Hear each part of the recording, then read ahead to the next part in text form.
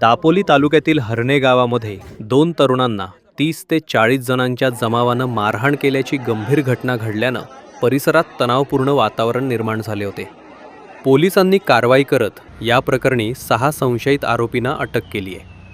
मिळालेल्या माहितीनुसार 26 मे रोजी रात्री 11च्या सुमारास हर्णे किल्ला परिसरामध्ये 2 ते 3 तरुण कथितरित्या अयोग्य कृत्य करत तसेच धूम्रपान करत असल्याचे चिन्मय गुरव व महेंद्र रघुवीर यांच्या निदर्शनास आले.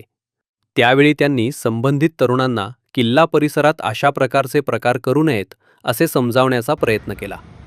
यावेळी दोन्ही बाजूंमध्ये किरकोळ वाद झाला होता.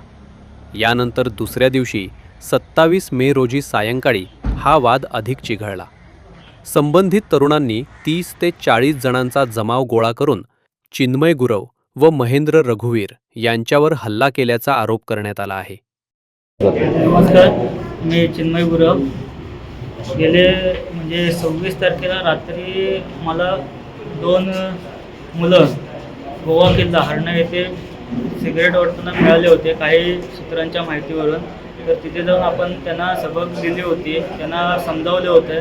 तर त्याचा राग म्हणून त्यांनी काल संध्याकाळी 27 तारखेला रात्री संध्याकाळी 6:30 वाजता 50 ते 60 जणांनी मिळून आम्हाला तिथं बेदम मारहाण केली. सगळ्या रॉड त्यांच्या हातामध्ये होते. माझा मित्र रघुवीर दादा हा गंभीर त्याला दुखापत झाली असून तो डेरवण येथे आता सिरियस कंडिशनला आहे आणि मला आता खेडमध्ये पुढील उपचारासाठी हलवलं आहे. या मारहाणीत दोघांनाही गंभीर दुखापत झाली असून एक तरुण दापोली येथे उपचार घेत आहे, तर दुसऱ्या तरुणाची प्रकृती गंभीर असल्यानं त्याला पुढील उपचारासाठी डेरवण येथे हलवण्यात आले आहे. या घटनेच्या निषेधार्थ हिंदू समाजाच्या वतीनं दापोली शहरातील केळसकर नाका परिसरात रास्ता रोको आंदोलन करण्यात आले. हे आंदोलन रात्री 1:30 वाजेपर्यंत सुरू होते. सर्व आरोपींना अटक झाल्याशिवाय आंदोलन मागे घेणार नाही असा ठाम पवित्रा आंदोलनकर्त्या तरुणांनी घेतला होता. खरं तर एक अत्यंत दुर्दैवी घटना दापोलीच्या इतिहासामध्ये घडलेली आहे. आपल्या सर्वांस माहिती आहे, सुवर्णदुर्ग हा हर्णेमध्ये असलेला समुद्रातला किल्ला, याच्यावरती अनेक शिवप्रेमी दररोज जाऊन लाठीकाठी प्रशिक्षण किंवा अन्य साफसफाईसारखे कार्यक्रम नित्यनेमान करत असतात. आणि दुर्दैवाने काही समाजकंटक लोक हे तिथे नशापानसारखे चुकीचे कार्यक्रम किंवा चुकीचं काम करत असतात. यांना थांबवण्याचा प्रयत्न काल काही हिंदुत्ववादी संघटनाच्या कार्यकर्त्यांनी केला आणि त्याचा परिणाम म्हणून आज त्यांच्यावरती अत्यंत जीवघेणा हल्ला झालेला आहे. त्याच्यापैकी रघुवीर नावाचा एक जो तरुण आहे, त्याचा सिटी स्कॅन करून त्याला आता पुढच्या उपचारांसाठी डेरवण इथल्या मोठ्या हॉस्पिटलमध्ये ॲडमिट केलं आहे. आणि दुसरा गुरव नावाचा जो स्वप्नील गुरव नावाचा कार्यकर्ता आहे, त्याला आज आता इथे RH मध्ये आता त्याची ट्रीटमेंट चालू आहे. मुद्दा एकच आहे की जे अस्मितेचं केंद्र आहे, छत्रपती शिवाजी महाराजांना दैवत मानणारे आम्ही सर्व कार्यकर्ते आहोत आणि अशा त्यांच्या किल्ल्यावरती अशा पद्धतीने चुकीचं काम करताना थांबवलं म्हणून जीवघेणा हल्ला होणं ही अत्यंत निंदनीय गोष्ट आज घडलेली आहे. आणि त्यामुळे तमाम सर्व हिंदुत्ववादी संघटनांचे कार्यकर्ते आज याचा निषेध करण्यासाठी दापोलीच्या रस्त्यावरती उतरले होते.